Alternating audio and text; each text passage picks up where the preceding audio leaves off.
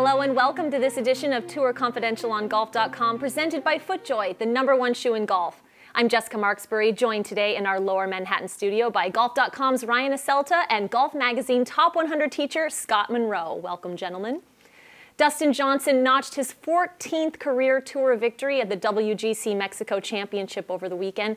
And Ryan, perhaps even more impressively, this was his first event as the #1 player in the world. What are your thoughts on his staying power at the top? Yeah, pretty impressive, right? I think just the 5th player all time to win his first event as a #1, which is impressive in its own right. But what I liked seeing out of Dustin and why I think there's going to be quite a bit of staying power at #1 is he's winning a lot of different ways with a lot of different tests. You know, he wins the U.S. Open amidst controversy of the highest degree at Oakmont, right? He goes to the Genesis, he wins in a blowout, so we know he can do that.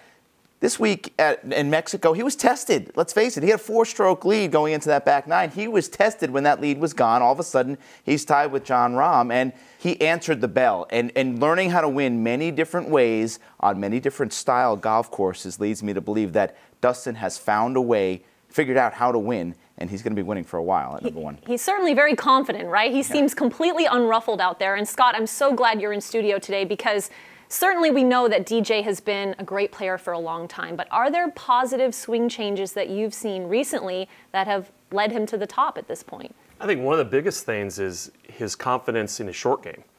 And Gary Koch was talking about it, and his coach, they've spent a lot of time inside 150 yards, which most of the time he's inside 150 yards, whether it's a 500-yard par 4 or a 600-yard par 5. So being able to do that, working with the Harmons, working with his brother, and you said earlier he's got a TrackMan out there, so he knows how far he hits his clubs.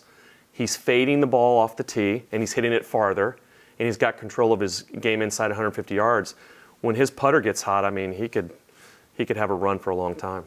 Well, and it certainly brings up the fact that this course was not a long course, right? It looked long on paper, over 7,000 yards. However, Ryan, the altitude made it seem more like it was maybe 6,400 yards. How about that first hole by Dustin? A 315-yard par 4. He's driving it with an iron, and he hits about a 15-footer for eagle to start off his round. So that's a different type of golf. I mean, he's hitting pitching wedge 185 yards. But what Scott talked about, that wedge game, yeah, he's worked hard to get that wedge game in order. Yet when you're driving it that far and you're sitting there having 120, 110, 100 yards in for Dustin Johnson, I mean, it's almost like a chip, Scott, with the type of game he has. And you certainly can't help but look at the fact that he's very settled now, right? He seems to have a very happy life with his fiancée, Paulina Gretzky, has a 2-year-old son, another baby on the way.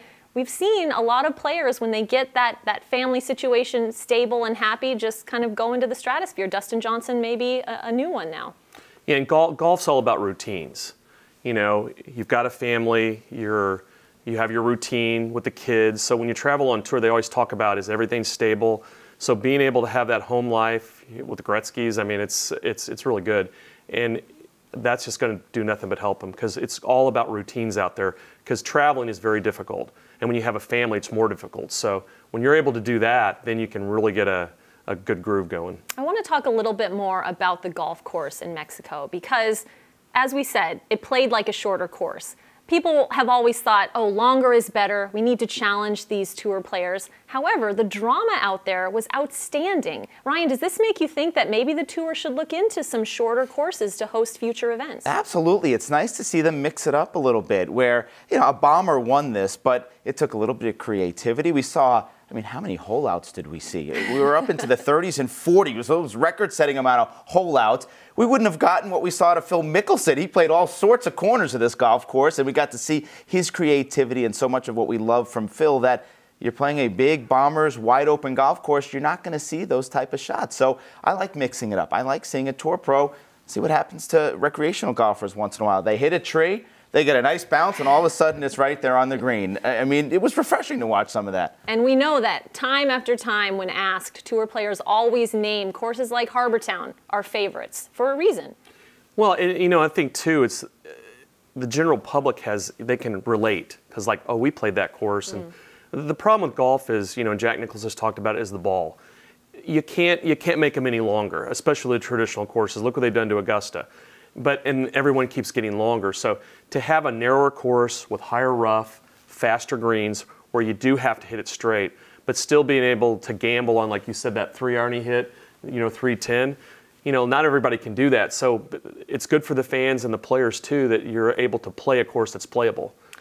Well, we'll look forward to seeing if Dustin can continue his reign at the top. There's no doubt about it, though. The event south of the border was a raging success. Ryan and Scott, thank you so much for your time and insight. Thank you all for joining us on this edition of Tour Confidential on Golf.com, presented by FootJoy, the #1 shoe in golf. We'll see you right back here next week.